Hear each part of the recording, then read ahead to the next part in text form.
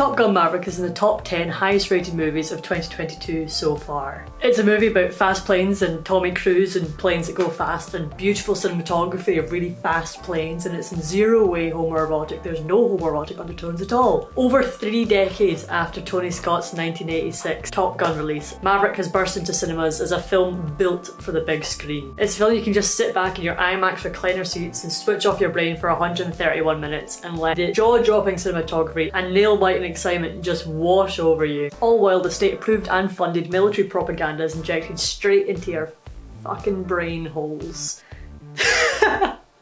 Goodness gracious, great balls of military-funded propaganda. Highway to the danger zone of American nationalism.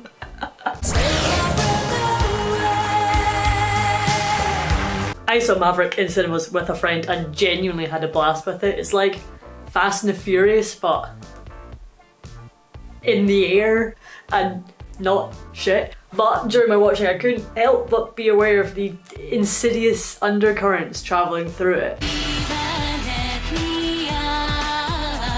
That's a reference from my dad. Now, you guys aren't daft. I'm sure me pointing out that Top Gun being filled with nationalism and militarism doesn't come as a surprise to you. You're being brainwashed! Yeah, probably. But what might do is the truth behind the creation of this movie. It, with, as it turns out, many Hollywood blockbusters, is in part funded by the US military. This video is going to go over the how, what and why of military propaganda in Top Gun Maverick. How is it produced in the movie? What are the implications of it? And why was this allowed to happen?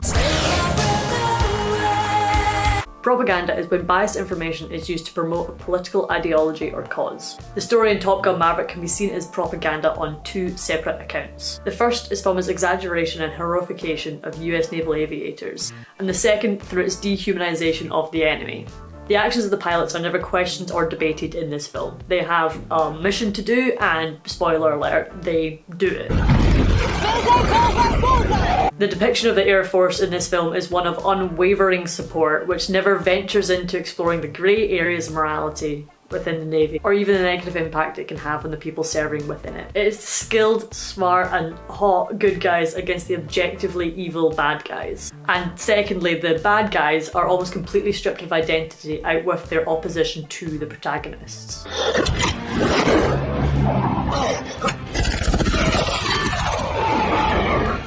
The nationality of the antagonists is never mentioned, neither is their political, moral or religious affiliations. All the audience is told about them is that they're in violation of a NATO treaty. The target is an unsanctioned uranium enrichment plant built in violation of a multilateral NATO treaty. And are a direct threat to our allies within the region. The uranium produced there represents a direct threat to our allies in the region.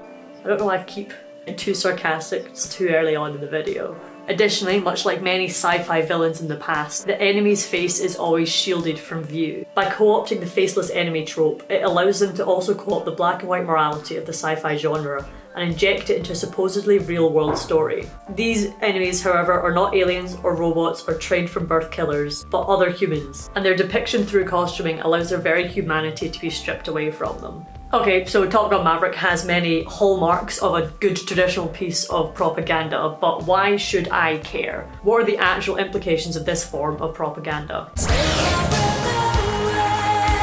Top Gun Maverick was made within collaboration with the US Air Force, the extent of which we'll get to later on in the video.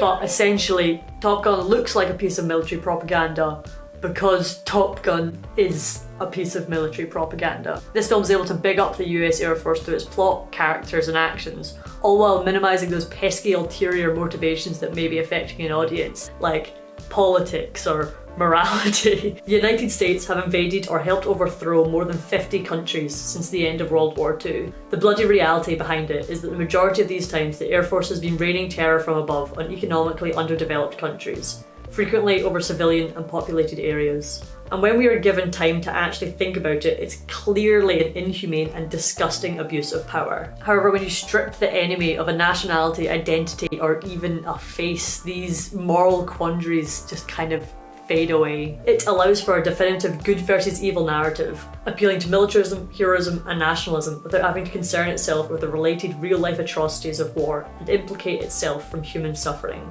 It becomes a much cleaner image to sell to the masses. And notably, it works.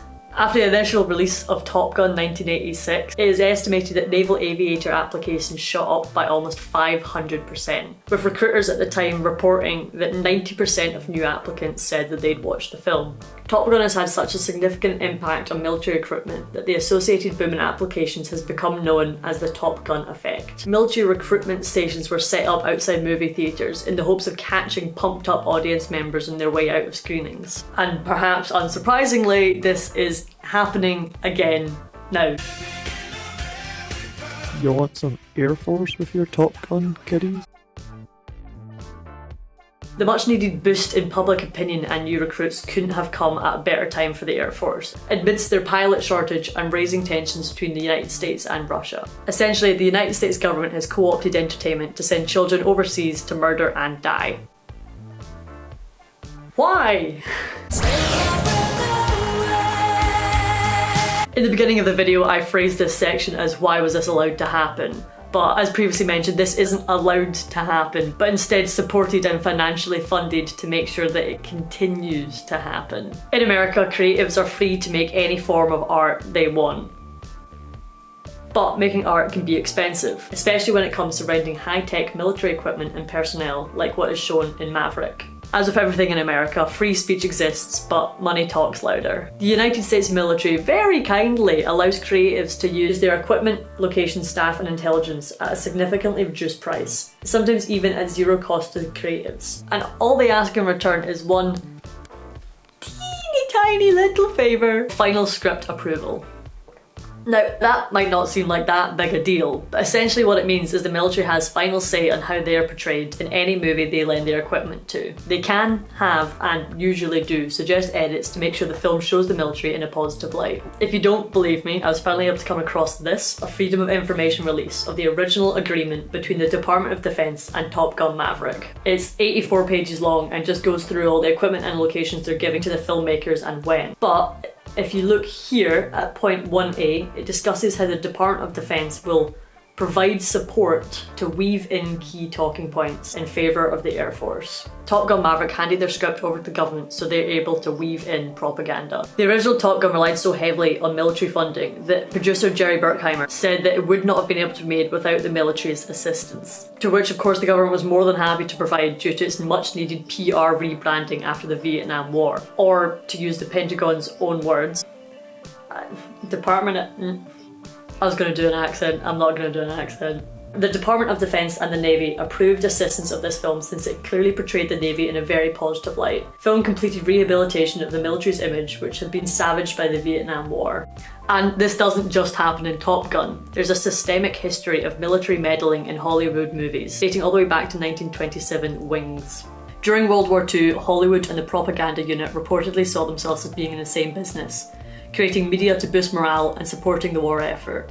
However, since the Reagan years, the Army's meddling has developed to be much more malevolent and insidious. A terrifying statistic shows that in the last century, more than 400 Hollywood movies have been heavily supported by the US military. I'll have some scenes of these films playing now, but remember that for every single film showing, the military was granted final script approval and were able to shape the way the Army was portrayed within it. Some of these you'd expect it from, like Iron Man, American Sniper, or Independence Day. But some of the films I genuinely love, I had to find out, have been treated in the same way. For example, the anti-Nazi, anti-war, homoerotic beauty that is X-Men First Class, I found was twisted into a Go Army recruitment campaign. Heroes, ordinary people who discover they can do extraordinary things. It's a chance to be part of something bigger than you ever imagined at facebook.com/GoArmy. Cinema in America is one of the dominant modes of entertainment and information. What happens when a large group of people immerse themselves in the same meta-narrative over time? They begin to be directed by it, in-depth implications to see what it tells them as essentially true. It is a mutually beneficial relationship between Hollywood and the Department of Defense that leaves you and I, the audience, to swallow the deep-seated propaganda that it produces. By shaping what is seen on screen, the military is able to shape what is seen as true. The arrangement between production companies and the Department of Defense ensures that it produces media that glorifies military institutions, combat and warfare.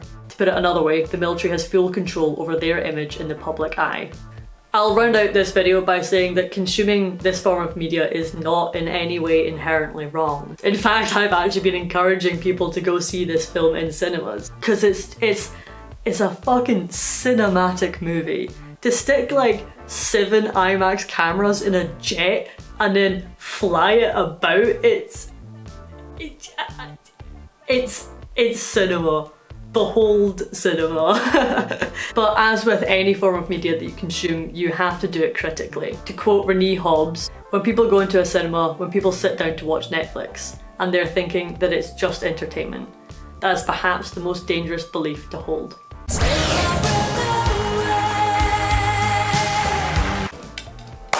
This one was kind of a downer. I'm sorry. I'm gonna try and make a happy video soon. This whole fucking thing literally started because I was watching the film and I was like, huh, I was kind of interested that they don't show this bad guy's face, and now fucking 15 hours later, here we are. But yeah, the film's a blast. I mean, it's fun. If you get a chance to watch it in cinemas, go watch it. If you've missed your chance, don't bother. Just don't be inspired to enlist, okay? Yeah, there we go. I'm gonna have my bubbles this time because I've actually thought this through. So I'm talking so I can have an end screen and I don't need to just put shit over my face. But here you go. Everything's propaganda, bitch. Let's get you some fruit.